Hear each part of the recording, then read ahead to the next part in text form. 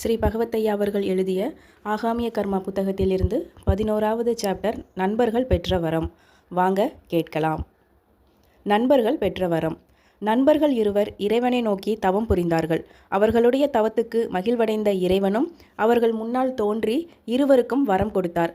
சஞ்சித கர்மாவிலிருந்து எடுத்து கொடுத்தாரா என்றெல்லாம் கேள்வி கேட்கக்கூடாது. இது வெறும் கதை, கருத்துக்காக மட்டுமே கூறப்படும் கதை. உங்களுக்கு எது வேண்டுமானாலும் கேட்டுக்கொள்ளலாம். நீங்கள் என்ன கேட்டாலும் நடக்கும். இப்படி 3 முறை நீங்கள் இந்த வரத்தை பயன்படுத்தி கொள்ளலாம். இதில் உள்ள ஒரே ஒரு நிபந்தனை என்னவென்றால், நீங்கள் எது கேட்டாலும் கிடைக்கும். ஆனால் பக்கத்து வீட்டுக்காரனுக்கு 2 மடங்காக கிடைக்கும். இப்படி ஒரு வரத்தை அந்த ஒரு நிபந்தனையுடன் சேர்த்து இறைவன் அவர்களுக்கு கொடுத்தார். நண்பர்கள் இருவரும் தாங்கள் பெற்ற வரத்தை எண்ணி சந்தோஷப்பட்டவாறே தங்களுடைய ஊர்களுக்கு போய் சேர்ந்தார்கள். இருவருக்கும் பக்கத்து ஊர்.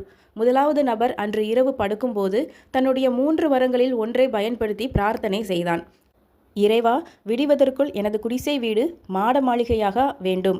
இப்படி பிரார்த்தனை செய்துவிட்டு படுத்தான். விடிந்து பார்த்தால் அவனுடைய படுக்கையே சிறந்த வேலைப்பாட்டுடன் அமைந்திருந்தது. அவனது குடிசை வீடு பெரிய மாளிகையாக அமைந்திருந்தது. அவனுக்கு மிகுந்த மகிழ்ச்சி. இறைவனை வாயார புகழ்ந்தான். அவனுடைய வீட்டில் உள்ளவர்களுக்கும் அதிகமான மகிழ்ச்சி. தவத்தின் வலிமையாலும் இறைவனுடைய கருணையினாலும் சாதிக்க முடியாத ஒன்றை சாதித்துவிட்ட பெருமை உணர்வோடு அவன் மிடுக்காக வீட்டை விட்டு வெளியே வந்தான்.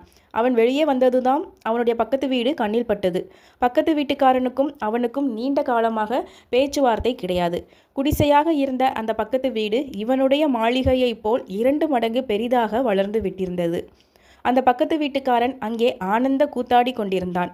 நான் எவ்வளவோ காலமாக இறைவனிடம் பிரார்த்தனை செய்து கொண்டிருந்தேன், எனக்கு நல்ல ஒரு வீடு வேண்டுமென்று.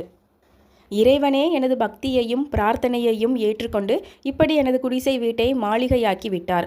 முதலாவது நபருக்கு மகிழ்ச்சியெல்லாம் போய்விட்டது. நம்முடைய தவத்தின் பலன் அவனுக்கு போய் சேர்ந்து விட்டதே என்று பொறுமினான்.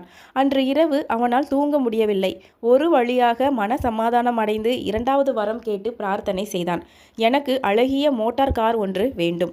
மறுநாள் காலையில் அவனுடைய பங்களாவிற்குள் அழகிய மோட்டார் கார் ஒன்று நின்று கொண்டிருந்தது.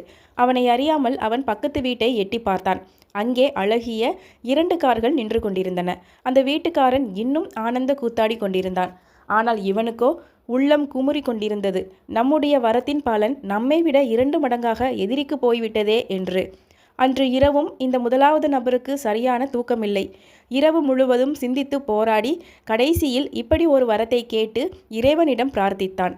இறைவா, என்னுடைய ஒரு கண் குருடாக வேண்டும். இப்படி அவன் பிரார்த்தனை செய்து தன்னுடைய கடைசியான 3வது வரத்தையும் கேட்டு முடித்தான். காலையில் அவன் தன்னுடைய ஒரு கண்ணை விழித்துதான் எழுந்தான். அவன் எழும்போதே பக்கத்து வீட்டில் கூச்சல் கேட்டது. ஐயோ, எனது 2 கண்களும் தெரியவில்லையே என்று பக்கத்து வீட்டுக்காரன் கத்தி கொண்டிருந்தான். இவனுக்கு ஒரு கண் போனது. பக்கத்து வீட்டுக்காரனுக்கு 2 மடங்காகி 2 கண்களும் போய்விட்டன. இவன் ஒற்றை கண்ணனாகி போனான். இவன் தன்னுடன் வரம் பெற்றுக்கொண்ட இன்னொரு நண்பன் எப்படி இருக்கிறான் என்று பார்க்க சென்றான். ஏற்கனவே இவனைப் போல் அந்த 2வது நபரும் குடிசை வீட்டில்தான் வசித்து வந்தான். இவன் போகும்போது அந்த நண்பன் தன்னுடைய பெரிய மாளிகையினுள்ளிருந்து வெளியே வந்தான். சரி, முதலாவது வரத்தை பயன்படுத்தி பெரிய மாளிகையை நம்மைப் போலவே அடைந்திருக்கிறான் என்று முடிவு செய்தான். அவனை அறியாமல் அவனுடைய ஒற்றை கண் பக்கத்து வீட்டுக்காரனுடைய வீடு எப்படி இருக்கிறது என்று பார்த்தது. பக்கத்து வீட்டுக்காரனுடைய வீடும் மாளிகையாகவே இருந்தாலும் அந்த நண்பனுடைய மாளிகையின் அளவுக்கு பெரிதாக இல்லை. இவனுக்கு மட்டும் என்ன ஆயிற்று? நம் மாளிகையை விட பக்கத்து வீட்டுக்காரனுக்கு 2 மடங்கு பெரிய மாளிகை அல்லவா அந்த வரத்தின்படி ஏற்பட்டிருக்க வேண்டும். என்ன விதமான குழப்படி இங்கு ஏற்பட்டுவிட்டது? ஒற்றைக்கண் நண்பன் குழம்பினான். என்ன நடந்தது என்று நண்பனை கேட்டான். அவன் கூறினான், நேற்று காலையில் பக்கத்து வீட்டுக்காரன் என்னிடம் வந்து தனது வீட்டு கூரை சேதமடைந்து விட்டதாகவும் கூரையை மாற்ற கைவசம் பணம் இல்லை என்றும் 500 ரூபாய் கடனாக கொடுத்து உதவும்படியாக கேட்டான். நானும் மறுநாள் தருவதாக கூறிவிட்டு இரவில் அவனுக்காக ஒரு வரத்தை உபயோகித்து பிரார்த்தனை செய்தேன். அதன்படி அவனுக்கு அழகான ஒரு மாளிகை ஏற்பட்டுவிட்டது. அந்த வரத்தின்படி பக்கத்து வீட்டுக்காரனுக்கு 2 மடங்காக கிடைக்க வேண்டுமல்லவா? அவனுக்கு நான் தானே பக்கத்து வீட்டுக்காரன். அதனால் அந்த வரத்தின் பலனாக என்னுடைய வீடு 2 மடங்கு பெரிய மாளிகையாகி விட்டது. தன்னலம் மறைந்த இடத்தில்தான் சமுதாய முன்னேற்றம் ஏற்பட முடியும். சமுதாயம் நன்றாக இருந்தால்தான் தனிநபரும் நன்றாக இருக்க முடியும். இல்லாவிடில் தனிநபருக்கும் சமுதாயத்துக்கும் எப்போதும் போராட்டம் இருந்து கொண்டுதான் இருக்கும். அதனால்தான் அனைத்து மதங்களும் தனிநபரின் நற்பண்புகளுக்கும் நற்செயல்களுக்கும் முக்கியத்துவம் கொடுத்து வருகின்றன. ஆயினும் தனிமனிதன் நற்செயல்களை புரிவதற்கும் நற்பண்புகளை வளர்த்து கொள்வதற்கும் அக்கறை இல்லாமல் இருந்து விடுகிறான். தன்னலம் மிகுந்த செயல்பாடுகளினால் தீவினைகள் பலவற்றையும் புரிந்து விடுகிறான். பிறகு அதன் தீய பலன்களிலிருந்து விடுபட தெய்வங்களை நாடுவதும் பூஜைகள் பரிகாரங்கள் என்று அலைவதுமாக இருந்து விடுகின்றான்.